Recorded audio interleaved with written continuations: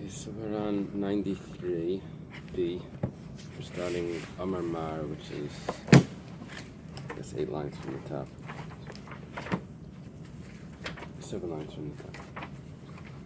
Amar Mar Baravashi. It's not Amar Mar, it's Amar Mar Baravashi. Mar Baravashi is the bottom, the end of the very, very last.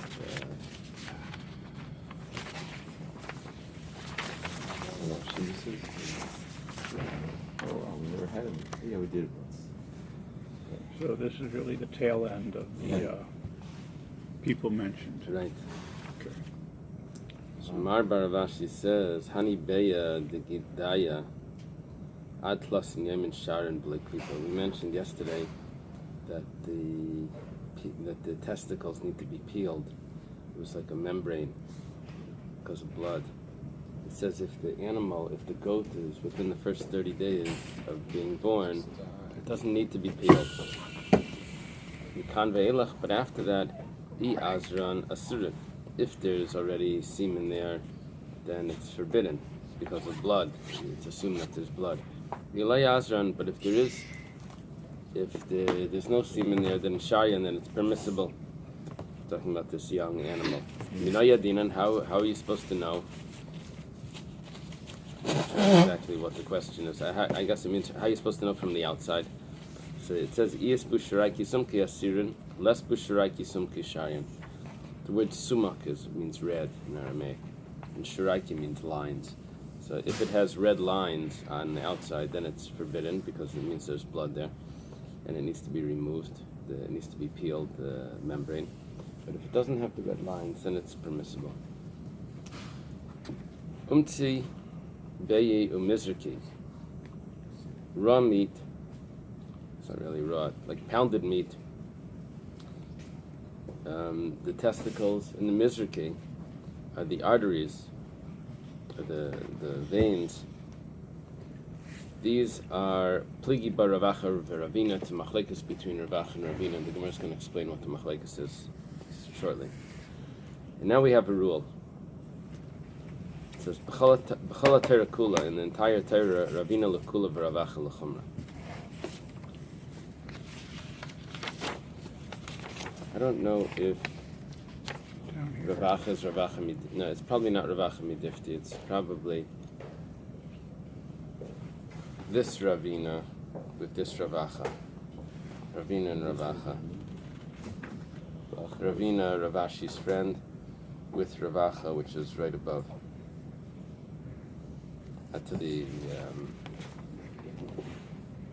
left.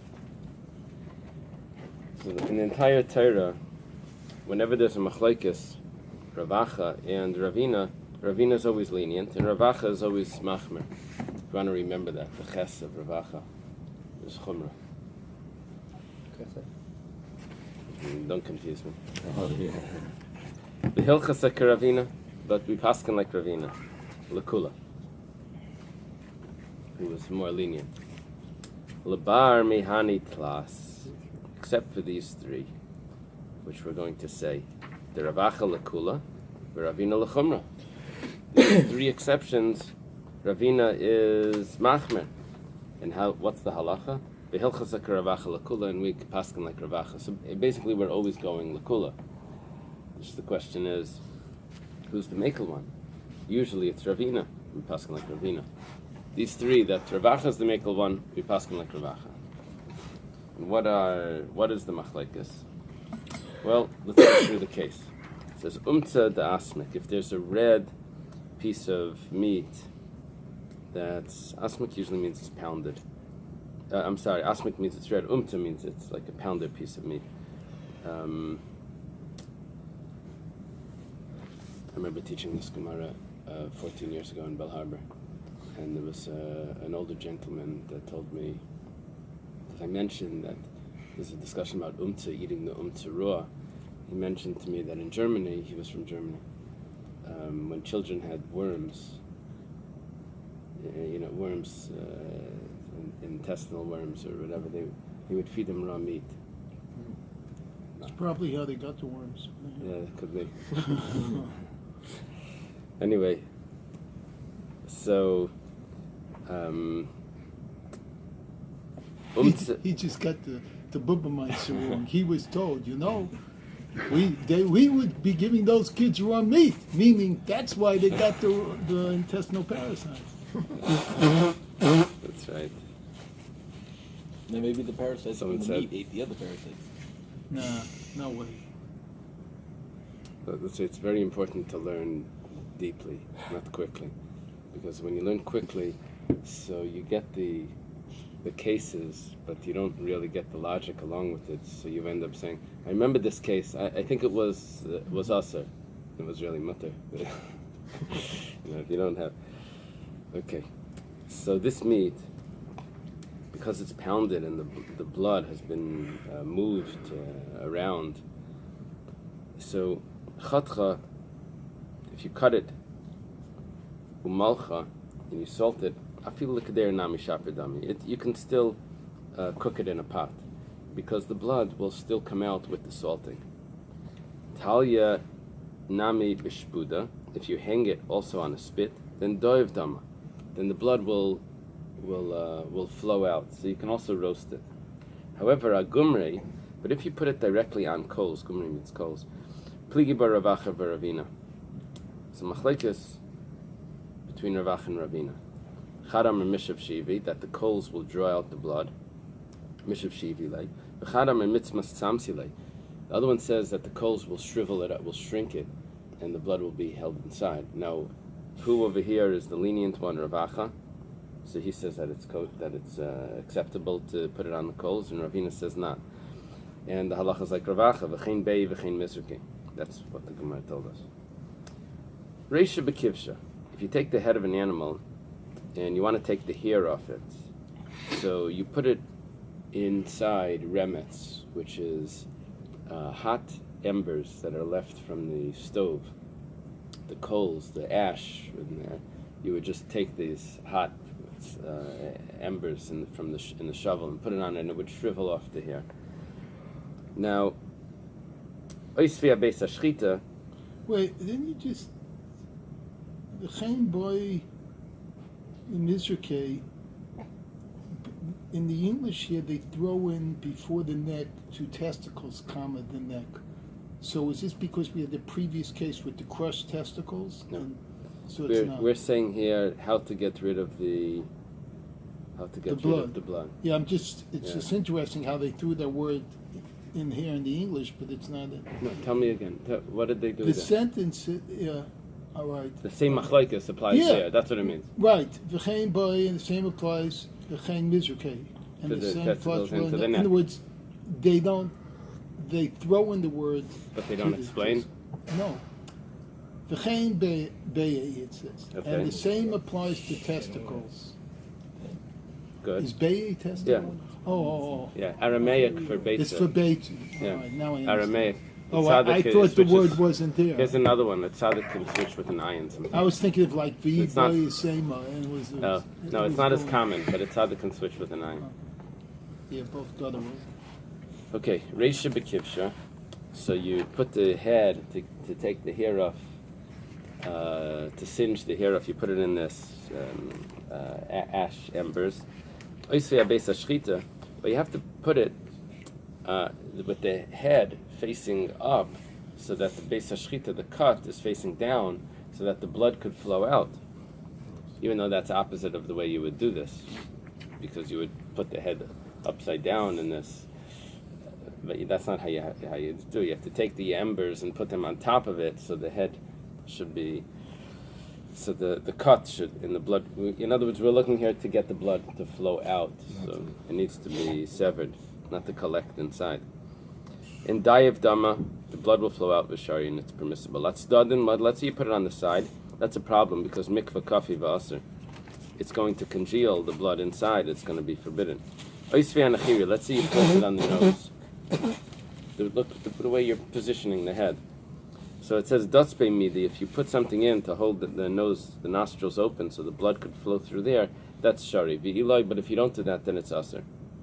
Ikad amri. There's another version of this that says anechirei va'beis hashchita da'iv, that if you put it on the nostrils or on the base of shchita, that's fine. The blood will flow out. Atstadin, if you put it on the sides, like on the cheeks, so yidatzpe midishari, then you would need to put something in there to let it flow out. Now, this means obviously that you're making a hole, and you're putting something in there to keep the hole open. So there's really two steps here, but Like it's a leaving drain. out a drain. You're puncturing it. V'lo yitzasr. Amar Rav Yehuda Amar Shmuel. Rav Yehuda says in the name of Shmuel, Shnei Gidim Heim. There's two Gidim. Let's go straight to our picture. We'll come back when we get.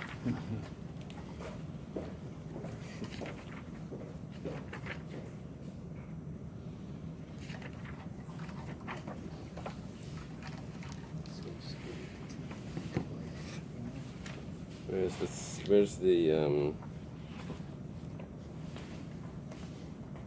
this one wasn't perfect. Okay.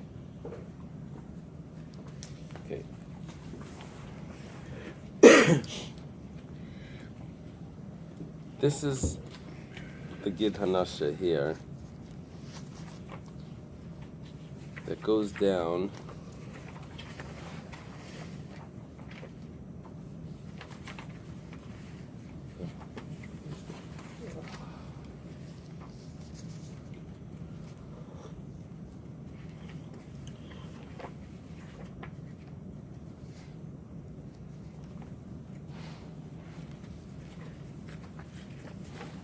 There's two branches out into 2 and 3.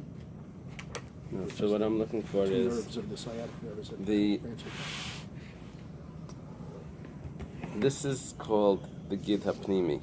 This one here, even though it's more towards the end, but it's called the Gid Hapnimi, and it comes from behind this hip bone, and it goes all the way down. Then there's called this inner one here, which is called the Gid Achitzain, which is like counterintuitive. And that's called the Gid, the inner one, closer this way, but it may be closer to one the side, spine to the and where- side. So it's called the Gid Achitzain, and it comes down over here. Well, it's teaching because it's nichutz to the area of the real sciatic nerve. Oh, I mean, if you think that about could be. Oh, that's interesting. So it says there's two, but if you notice here, let's go through the Gemara. I'll hold this up. It says Pnimi is samach le'etzem. The Pnimi is very close to the bone. Do you see how it's on the bone? It goes right over that.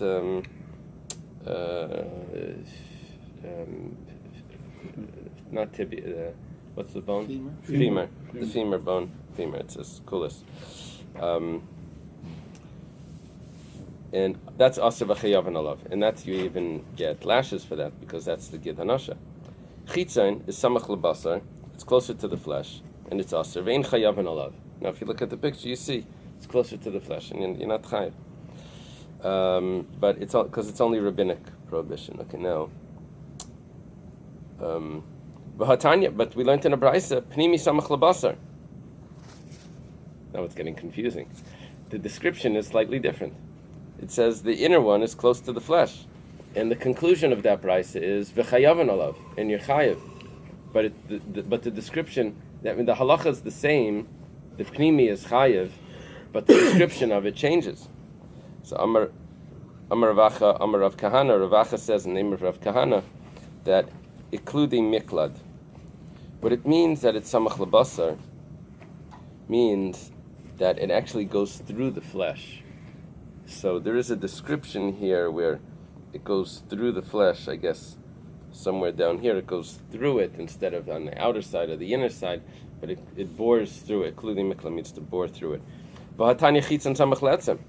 We have another brayso that says the outer one, which is close to the bone. And we look over here and we see that the bone is really the inner one. That's the, right? Oh, you have a good picture. Here it's not, the chitzon is not close to the bone. Okay.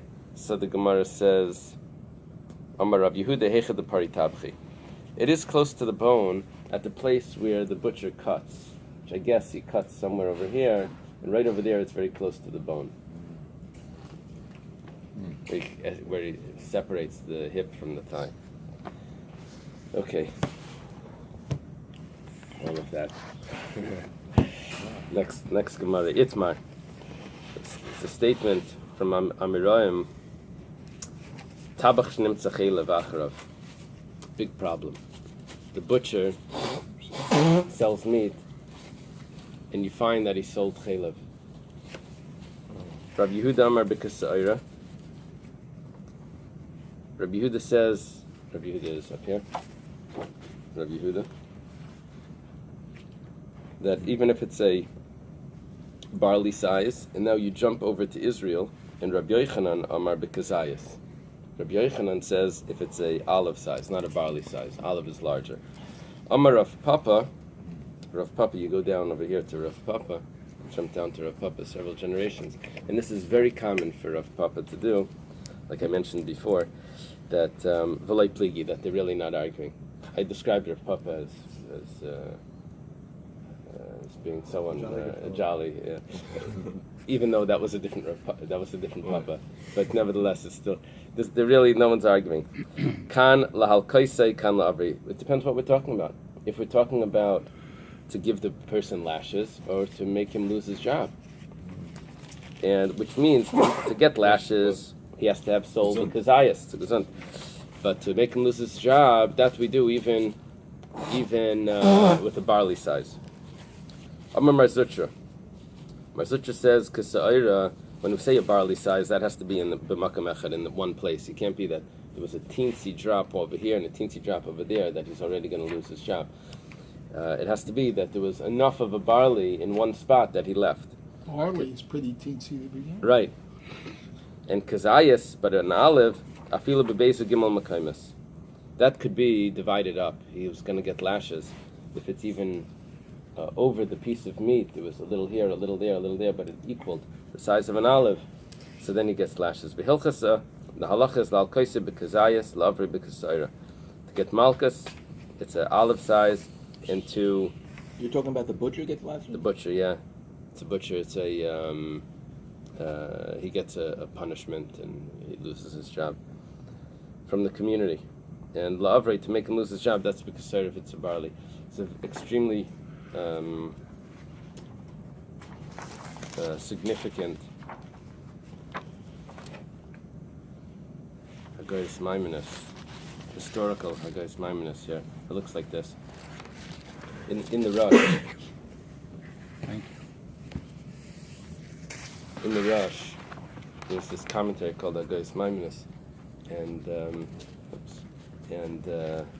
in here he talks about a butcher that sells non-kosher meat and all of these, all the horrible things about it.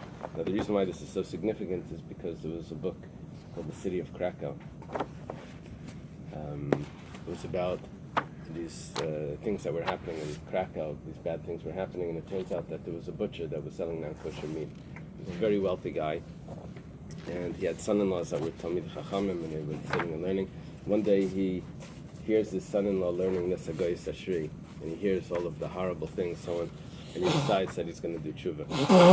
So he has to burn all his property because he can't have any benefit from it. And anyway, and it's based on this Hagais Ashri that's on our Gemara. Okay. What's the name of that book? It was called The City of Krakow, and it was written by it was published by the Helmer Rebbe. He would come here. He would spend his winters here in Miami. He was very into helmets, Rebbe, and Shalom something. He published a lot of books about kosher meat. He was very passionate about this. He was the one in Borough Park? I think so. Okay. I might have a few of them. Yeah, they were giving them out for free. Okay. What, the meat? I'm just kidding. Some of these books are very one-sided, so you have to know how to read them. The butcher is not believed to say that he removed the gid, etc. The sages say that he is believed to say that he removed the gid and the Butcher's chaylev. plural, like any butcher, or this particular butcher? There's a new case. I think any butcher. Wow. You would have to have someone overseeing it. Amar Rabbi Chia bar Abba, Amar Rabbi Yochanan. Rabbi Chia bar Abba says the name of Rabbi Yochanan. Remember Rabbi Chia bar Abba? Our Gemara told us that he was reviewed his teachings, the teachings of Rabbi Yochanan every 30 days. He says that Chazru Laimar Ne'amanim. They then went back and they said that he is believed. Okay, so 1 second. The Mishnah says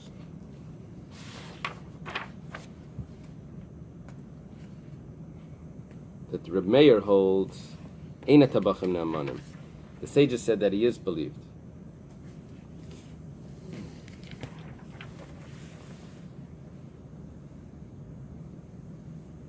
I guess even the opinion that held, that's what it must mean, even the opinion that held that they weren't believed, changed their mind and says that now they are believed. The butchers are believed. Amar Rav Nachman. Achshir Dari. This is a statement the Rebbe would use all the time. Achshir Dari, and the Rebbe would quote it from Rashi. Because Rashi says, V'chi Achshir Dari bitmiyah. Is our generation any better? That now the butchers are more trustworthy? As the Rebbe was using to say why, to begin the conversation of why we're the generation of Mashiach. Oh, really? So he would say, "V'chi Dari bitmiyah, are we really better than the previous generation?" So, Meikara, the Gemara explains, Meikara v'savra leik Reb Meir. Originally, they paskin like Reb Meir, who held that you had to be mechatet, you had to dig deep to get the Gidanasha. Le'avim mehemni. So therefore, we didn't trust the butchers because that was a hard job. But the safe sabrik Rabbi Yehuda, in the end, they passed like Rabbi Yehuda. It's much easier. You just cut it off b'shufi. You cut it off over the top. It's not a problem. Talking about the Rabbanan? Yeah, how they paskin. So therefore, if it's an easier job, then they trust the butchers. Some say that Rabbanan versus Reb Meir. No, Reb Meir. Well, how would we say this? I guess originally they it's not the Rabbanan of Reb Meir, because the Rabbanan of Reb Meir always held this, and Reb Meir, there's a machlekes Reb Meir and Reb Yehuda. That's what these originally they paskin like Reb Meir that says how difficult it was, and now they paskin like Reb Yehuda it's much easier. So therefore they say that they're trusted. But some ikad masala seifa. Some learn this, Rabbi Chia bar Abba and Rabbi Yochanan, that they switch their opinion on the sage's opinion. Rabbi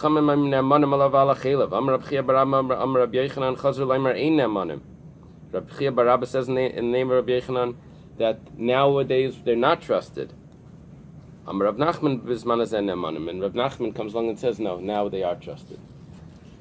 The Gemara asks, Achshir Dari, is this generation any better than the previous generations? Says Meikaras of Rabbi Yehuda. Originally they passed like Rabbi Yehuda, so they said they're trusted. Hadas of Rabbi Meir. Then they changed the rules. They made it much stricter. So, while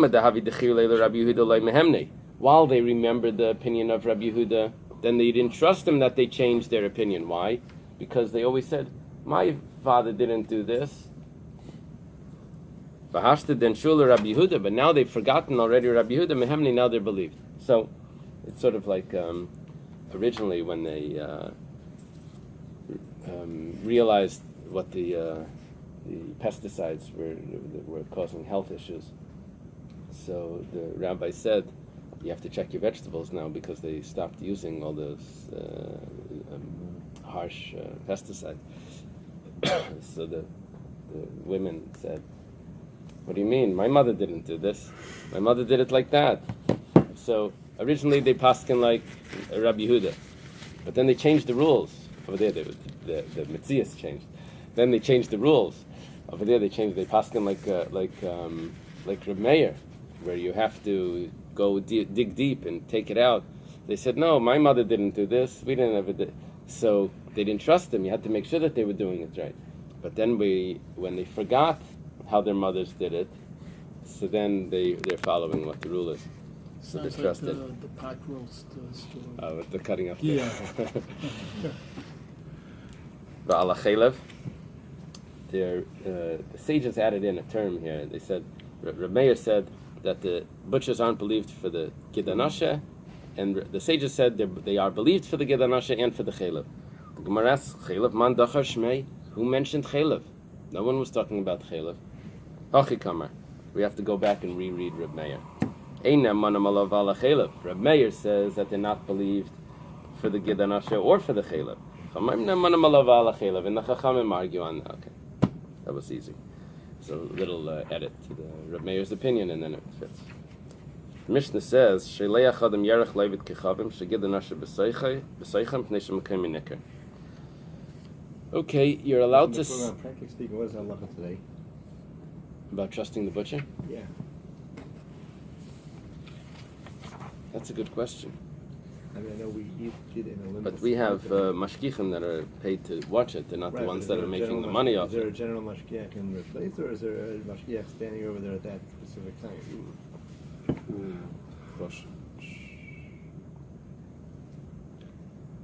I don't know. Okay. I'd have to look Last into time. that. I did a story in Country Mine involving Aaron Lavash. He didn't know Well, nowadays we have the sheichets and the butchers in general. Was he doing the niker himself? Butcher cuts. It was a question on Chelev. Oh. Two people are trust. Someone claimed that there was a piece of meat with Chelev, and they brought him to a Bais Din. And he had the Bais Din come to his shop in Borough Park, watch him do it, and they said he was doing it correctly. Because he said, if I'm doing it wrong, please tell me. Which would indicate that there wasn't the Mashgiach watching. Interesting. Okay. Awesome. So, you're allowed, according to this Mishnah, No, there wasn't one month. you're allowed to send a thigh to a non-Jew containing the Gid Hanasha. That means a Jew has a kosher animal. It has a Gid Hanasha in the thigh, and he gives it to a non-Jew. And the reason for this is because if the non-Jew gives it back to another, sells it to another Jew, the other Jew will be able to see that the Gid Hanasha hasn't been removed. In other words, he's not going to be able to say, "What do you mean? I got this from so-and-so. Of course it's kosher." But the person's going to say, "No, it's you can see that the Gid Hanasha wasn't removed, so it's not a problem." Give all the back abs. Okay, I have to clarify that we're talking about that there's only Jewish butchers in town. So all the meat here is from the Jewish butcher. And it's not going to apply today because you never get meat from a non-Jew today. No, those days there was a Jewish butcher and there were non-Jews in town, but all the meat there was kosher unless they had a non-kosher animal, and then there's a discussion about okay, we'll see in the Gemara. The Gemara says, "Shleim ein chatuchalai." You could only give. You can only give a It's bad for business, the doctor said. a kosher animal that has the gid in it, the thigh that has the gid in it, only if it's whole. However, if it's cut up, you can't give it to a non-Jew if it's cut up. The Mayaskin and the Gemara asks, what's the scenario that we're dealing with? Eily b'makom shein machrizin. Are we dealing with a place where they don't make announcements if there's a treifa animal? In other words, there's only a kosher butcher in town. Is there an announcement that goes out that says, we had a treifa animal today, and then everyone has to be careful not to buy any meat off a non-Jew? Do they announce that? If they don't announce that, then you never are allowed to buy a meat from a non-Jew, just like today in America where they have non-kosher butchers. Over there's only a kosher butcher. But if there's a treifa, no one knows if there's a treifa because they don't announce it. So the rule is you're never allowed to buy meat from a non-Jew. So if it's a place where they don't announce, so why can't you send a cut-up piece of meat? You're not going to buy it from him anyway. Even if the yerech, if the thigh is cut up, and you can't tell if the gid hanasha was removed, but you're never allowed to buy from a non-Jew anyway, because it may be treif. It has to be a place where they do make announcements. And therefore, we know it's clearly not treif, and in this area, you're allowed to buy meat from a non-Jew. Gemara says, if that's the case, So then, Shleima Namile Lashadale, the obvious question is coming up, because you can't send a non-Jew a full thigh. Why? Because the Chatich Le'u Mazbin Le. Maybe the non-Jew is going to cut it up. Whoa. That's the obvious question.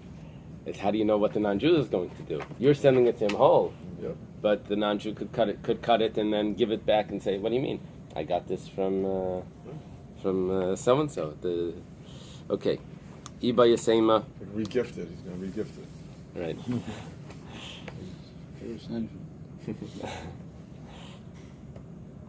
I'm not supposed to give away a gift. That's the etiquette.